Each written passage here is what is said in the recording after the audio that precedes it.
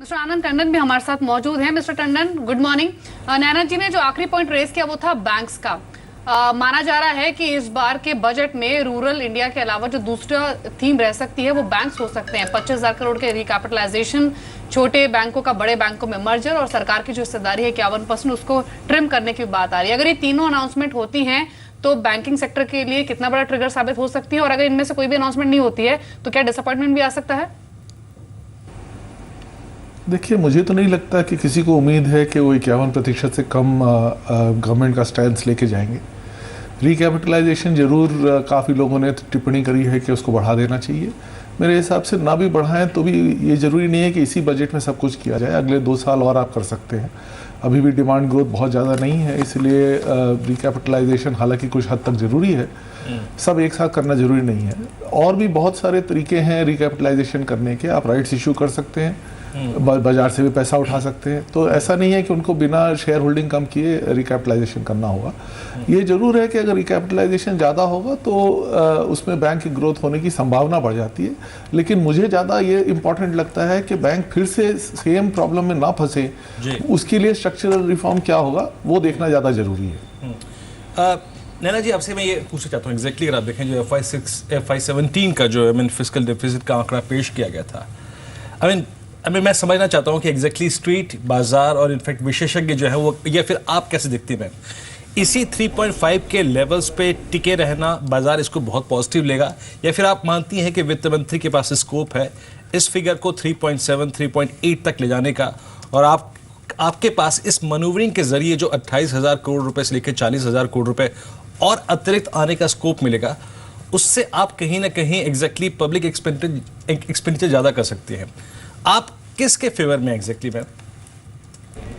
ये public expenditure जो ज़्यादा हो वो इंफ्रास्ट्रक्चर में ही जाना चाहिए। हमें जो सब्सिडीज़ में जो स्पेंडिंग है उसको कंट्रोल करना चाहिए, एक्सपेंडिचर साइड में कंट्रोल रखना है, और कैपिटल एक्सपेंडिचर की तरफ ज़्यादा ये जाना चाहिए।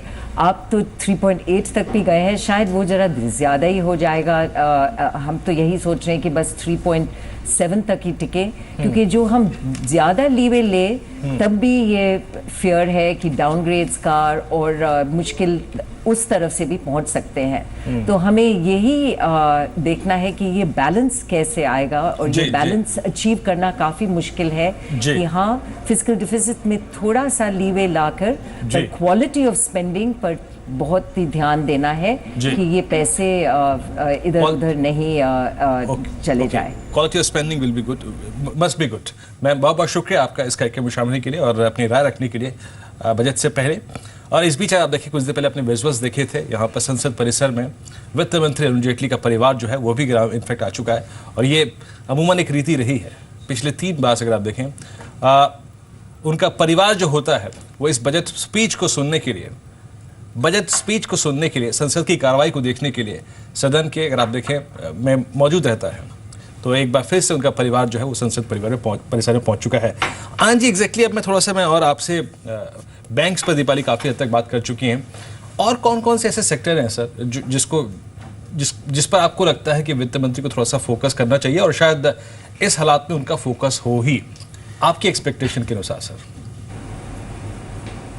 देखिए, एक्सपेक्टेशन एक तरफ और क्या करेंगे वो अलग बात है। मेरे हिसाब से मैं थोड़ा बाकी विशेषज्ञों से थोड़ा सा सहमत नहीं हूँ कि फिस्कल डेफिसिट के ऊपर इतना तवज्जो देना चाहिए। मेरे हिसाब से गवर्नमेंट की स्पेंड उतना इम्पोर्टेंट नहीं है, पब्लिक की स्पेंड ज़्यादा इम्पोर्टेंट है। तो इस वक्त अगर गवर्नमेंट टैक्स ना बढ़ाए या कुछ हद तक वापस कुछ टैक्स कम कर दे, स्पेशली पेट्रोल पर एक्साइज, तो उससे बहुत ही ज़्यादा फायदा हो सकता है डिमांड के ऊपर। 2 चीज़ें हैं, एक तो घरों में पैसे आने चाहिए खर्च करने के लिए, उससे डिमांड बढ़ेगी।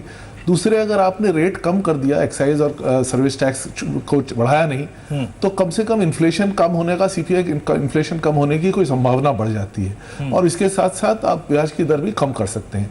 अगर आप ना करें ये दोनों चीज़ और खाली गवर्नमेंट का स्पेंड बढ़ाते रहें, तो आपको पता है गवर्नमेंट कभी भी एफिशिएंटली स्पेंड नहीं कर सकती। अब माहौल ऐसा हो गया है कि हम उसके ऊपर भी ताली बजा रहे हैं कि गवर्नमेंट सर्वेंट्स को आप 1 लाख करोड़ का खर्चा दे रहे हैं एक्स्ट्रा, तो उसके ऊपर भी हम खुश हो रहे हैं, क्योंकि डिमांड की हालत इतनी खराब है कि कहीं से भी डिमांड आए वो बेटर है कि डिमांड नहीं है।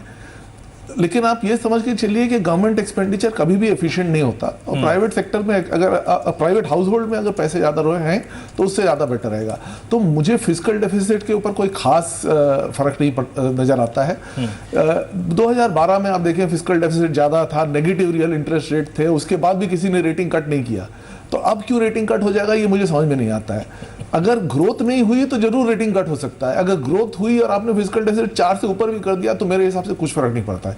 तो मेरा मानना यह है कि अगर आप हाउस होल्ड कंजम्पशन इंक्रीज कर सकें तो इकोनॉमी के लिए सबसे बढ़िया काम है, और बस वही एक सिंपल सोल्यूशन गवर्नमेंट को करना चाहिए। जी, अब एक और मेहमान हमारे साथ मौजूद है, मिस्टर राजीव मोदी हैं, chairman and MD Cadila pharma से। Mister Modi, as a health care space के साथ साथ एज अ कॉर्पोरेट, क्या विश लिस्ट है आपकी, 2 चीजें जो आप चाहते हैं कि वित्त मंत्री इस बार के बजट में एड्रेस करें? So in the healthcare and the pharmaceutical sector, as we all know, India has a leadership position in the world. We talk of pharmaceuticals, India is emerging to be a pharmacy for providing medicines for people of the world. I think there is going to be, we expect, and there is a continuing evolution over the last 2 years of easing of doing business in pharmaceuticals, improving the landscape, improving the legislation so that there is better ways by which new drugs are brought into the market. Higher quality expectations are there on the products made in India for Indians, and above all, I think all these products are brought affordably for people around the world. So there is a tremendous long-term visionary initiative of the government to bring about increase in access of high-quality medicines for people of India. Okay sir, Rajiv ji, मैं एक और प्रश्न जोड़ना चाहूँगा इसमें, एक follow up question. Sir, exactly जो आज की तारीख में सबसे इंपॉर्टेंट चीज़ है वो एग्जैक्टली आपका रिसर्च एंड डेवलपमेंट है, और जो मौजूदा हम लोग को टैक्स बेनिफिट्स हैं R&D खर्चों पर, वो क्या पर्याप्त है इंडस्ट्री के लिए, उद्योग जगत के लिए, या फिर आप मानते हैं कि नहीं, इस पे थोड़ा सा बेनिफिट्स इंडस्ट्री को और देना चाहिए? Of encouraging innovation, and encouraging innovation is by creating an ecosystem and providing incentives in terms of these concessions we are talking about. So as you see over the period, and I think there is going to be a trend of continuing providing the right ways by which research can be done much more affordably. At the same time, there is going to be an increase in percentage of spend on research as part of the GDP, so to enhance innovation, and more importantly also the SOPs given to increase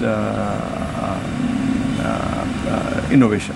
So I think that is what is expected, because the government is determined to make pharmaceuticals one of the star businesses of the Make in India program of India, branding Indian pharmaceuticals as a pharmaceutical where the world can rely on.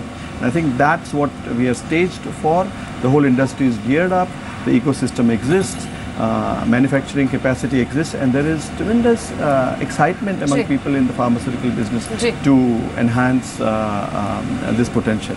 जी, चलिए एक बार फिर से आपको ज़ीपीडिया contest के बारे में बता देते हैं। 10 बजे का सवाल फटाफट से एक बार रिपीट कर देते हैं, क्योंकि अभी भी मौका है आपके पास सही जवाब भेजकर इनाम जीतने का। 10 बजे का सवाल है आपकी स्क्रीन पर, आम बजट साल में कितनी बार पेश किया जाता है? 4 ऑप्शंस हैं आपकी स्क्रीन पर। ऑप्शन ए 1 बार, ऑप्शन बी 2 बार, ऑप्शन सी 3 बार, ऑप्शन डी 4 बार। यदि आपको लगता है सही जवाब है, आप हमें SMS के जरिए भेजिए, ZPB लिखिए, स्पेस दीजिए, A B C या D सही ऑप्शन का जिक्र कीजिए, उसको भेज दीजिए 57575 पर।